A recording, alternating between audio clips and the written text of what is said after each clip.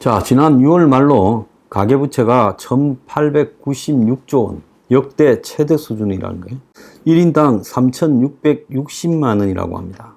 자, 그래서 곧 이제 이번 달 지나면 1900조가 될 것 같은데요. 자, 그래서 이미 7월 달 것까지 포함하면 1900조가 될 것 같은데 사상 최대입니다. 자, 수도권 일부 집값이 들썩이면서 주택담보대출이 급격히 늘어났고요. 자, 그래서 지금 정부가 가계부채를 GDP 80%까지 내리겠다라는 목표가 틀려버렸다는 거예요. 6월달 가계신용 잔액이 1896조 2천억으로 3개월 전보다 13조 8천억이 늘었어요.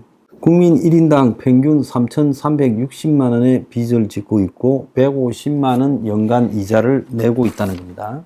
그러니까 한국의 작년에 개인 1인당 GDP가 4,334만 원이었는데 1인당 빚이 3,660만 원이니까 GDP의 84%의 빚을 지고 있다는 거예요.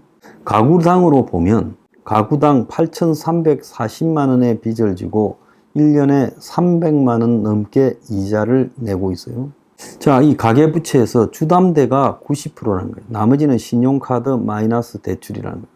6월 말에 주담대 잔액이 3개월 전보다 16조가 늘었어요. 그래서 2분기에 주담대가 엄청나게 늘어버렸고 정부가 저금리 정책자금 대출 수십조를 풀면서 빚내서 집 사라 신호를 줬고 스트레스 DSR 같은 이 대출 규제를 연기해 버리면서 지금 이런 사태가 발생했고, 자, 9월 달에 미국의 연준이 금리 인하를 하게 된다면 이제 가계부채 급증이 더 심해질 거고, 그러면 부동산 문제가 더 불을 붙을 가능성이 있다는 거예요. 자, 그런데 문제는 정부가 2달 연기한 2단계 스트레스 DSR을 9월 1일부터 실행한다는 거예요. 그래서 연 소득 5천만 원의 주담대 한도가 수도권에서 2,800만 원 줄어든다는 겁니다. 자, 골 때리는 거는 7월 달에만 7조 6천억이 주담대가 늘었어요. 자, 이것은 서울 신축 아파트 값 상승률이 역사상 최고라는 것과 일치합니다. 7월 2.34% 상승, 구축은 1.01%, 강북 신축이 강남 구축보다 더 올랐다는 거예요. 준공 4년차 84평방미터 아파트가 22억 4천만 원에 거래됐대요. 흑석동에 흑석자이도 17억 5천에 팔렸다는 거예요. 그러니까 강남뿐만 아니라 요 근래 1, 2, 3, 4년 내에 신축 아파트들이 무섭게 오르고 있다는 거예요. 근데 이들 상당수가 다 투기 수요라는 것도 제가 말씀을 드렸죠. 사상 최악의 가계부채, 주택담보대출이 지금 벌어지고 있고 7월 달에만 7조 6천억이 불어났어요. 무서운 속도로 늘고 있습니다. 그런데 한국 경제의 실질적인 체력은 역대 최악의 상태예요. 어제도 말씀드렸지만 내수는 벌써 기절한 지 오래됐고 수출이 뭐 내수를 살린다, 대처한다 했지만 수출에 반짝하는 효과도요 전혀 그냥 힘을 발휘하지 못하고 수출도 비실비실해지고 있어요. 그래서 나라가 돈 버는 방법은 내수하고 수출밖에 없어요. 기업이 돈 버는 방법은 내수하고 수출밖에 없고 그것이 경제 돌리는 건데 내수는 벌써 빈사 상태에 빠졌고 수출은 반짝하다가 이제 다시 비리비리해져 버렸습니다. 실물 경제가 이런 상황에서 지금 빚은 역대 최고 수준이고 또 성장률도 역대 최악의 수준으로 가고 있고 외부 환경에 취약한 상황에서 한국을 둘러싼 미국, 유럽, 중국 등 이 주요 경제 블록들이 다 힘들게 버티고 있거나 무너지는 상황이에요. 자, 그러면 한국 경제가 세계 경제의 흐름과 담을 쌓고 독자적으로 이렇게 꾸려가질 수 있는 규모가 되느냐, 인도처럼. 그렇지도 않습니다. 세계의 영향을 받고 또 더 나아가서 외부에 약간의 충격만 있어도 내부의 모순이 터져나가죠. 우리가 IMF 때 외부의 약간의 충격에 내부의 허약함이 다 드러나 버렸지 않습니까? 금융위기 때도 우리가 잘못한 것도 아닌데 미국발 금융위기가 와서 환율이 변하고 하니까 한국이요 그때 굉장히 위태로웠지 않습니까? 저는 이 부동산 투기를 하는 사람들, 뭐 물론 제 말을 안 듣고 투기꾼들은 다른 걸 보겠지만은 한번 논리적으로 생각을 해봐라는 거예요. 지금 한국은 정점을 기록하고 내려온 지가 한참 돼요. 한국은 제가 생각할 때 IMF 직전이 정점이었어요. 그 뭐 외관상으로 나타나는 뭐 1인당 GDP라든지 이런 것들은 그러지 않게 나타나겠지만 실질적으로 한국 경제가 가장 안정되었던 시점은 95년도 정도.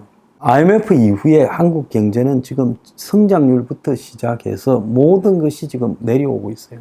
고용부터. 그래서 고용 구조도 굉장히 질적으로 많이 악화됐습니다. IMF 이전에는 대부분 정규직이었죠. 비정규직이라는 것이, 파견근로라는 것이, 이 파트타임이라는 것이 별로 없었습니다. 그래서 고용의 질도 악화되고, IMF 이전만 해도요, 장사에서 불황이라는 게 별로 없이, 솔직히 말하면 거리에 자영업자가 넘쳐났고, 밤새도록 술 먹고 택시 타고 다니고 들어가고 했습니다. 지금 12시만 되면 손님이 없어요. 12시, 11시만 넘어가도요. 왜?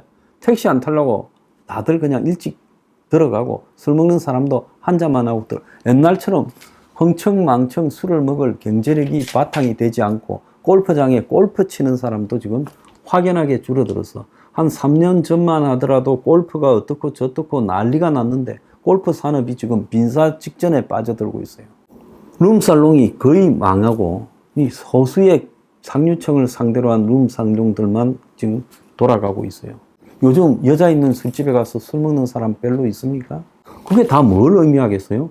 접대를 중심으로 경제가 돌아갈 때 있었던 일들이 이제 다 사라져버린, 접대할 일거리도 없다라는 거예요. 한국 사람이 한국 사람을 접대할 일거리가 사라져버렸다. 그렇게 명품 좋아하던 20대들이 명품 2030이 다 끊었대요. 명품 구매하는 사람들 중에 2030이 거의 없다고 지금 이야기가 나오고 있어요. 오마카세 그렇게 좋아하던 애들이 이제 오마카세 같은 거 이제 안 갑니다. 줄 서는 식당도 별로 없어졌다는 거예요. 이거는 이제 나라가 힘이 빠지고 그야말로 내수가 급격히 축소하고 쓸 돈이 없어지면서 이제 정리되어 가는 수순에 나타나는 현상이에요. 자영업자 수가요, 매달 수천 개가 지금 사라지고 있어요. 이런 모든 것들이 지금 뭘 의미하겠습니까? 자, 그러면 이런 사회에서 그 비싼 집값이 감당이 되고 더 올라갈 거라고 생각을 하고 그 부동산 투기에 몰려드는 사람들은 딱 하나만 생각하겠죠. 부동산 불패시나 아무리 너가 뭔 소리를 해도 부동산은 항상 올랐다. 저들끼리 투기꾼들끼리 지금 주고받고 있어요. 예? 갭 투자해서 사고 은행 대출 풀어줘 놓으니까 그걸로 대출 받아서 사고. 저는 투기꾼들이 현실 세계의 상황을 파악하지 못하고 일종의 도박장 안에 가둬졌다고 보고 있습니다. 우리가요, 라스베가스나 강원랜드 같은 데 가면 특징이 몇 개 있어요. 창밖에 안 보입니다. 해가 뭐 뜨고 지고 뭐 컴컴해지고 안 보여요. 왜? 시간 구애받지 말고 도박하라고. 시계도 없어요. 그럼 뭐를 의미하겠습니까? 현실 상황을 갖다가 인식하지 못하고 도박에만 열중해야지. 밖을 쳐다보고 현실이 생각이 나고 집이 생각이 나고 마누라가 생각나면 도박 못한다는 거예요. 그래서 세상을 다 잊고 밤인지 낮인지 몇 시인지도 알지 말고 도박만 해라는 거예요. 지금 한국의 투기꾼들이요, 도박장 안에 갇혀 있는 심리 상태라고 보고 있습니다. 도박을 하면요, 내가 딴다라고 생각하죠. 내 미천이 얼만지 항상 도박꾼들은 다음에는 딸 거라고 생각합니다. 그러니까 도박이 돌아가는 거예요. 도박장은요, 해봤자 업주, 하우스만 좋은 일 시킨다는 것은 세계적으로 검증된 사실인데도 전부 도박하잖아요. 지금 한국의 투기꾼들이 도박장 속에 갇힌 심리 상태다. 이렇게 이야기할 수 있습니다. 결국은요, 전부 패가망신 멀지 않았다. 곧 다가옵니다. 집값 오르는 거요, 지금. 이거요, 몇 달 못 갑니다. 아마 정부 정책 자금 바닥나면 그때부터 내리받기 시작할 겁니다.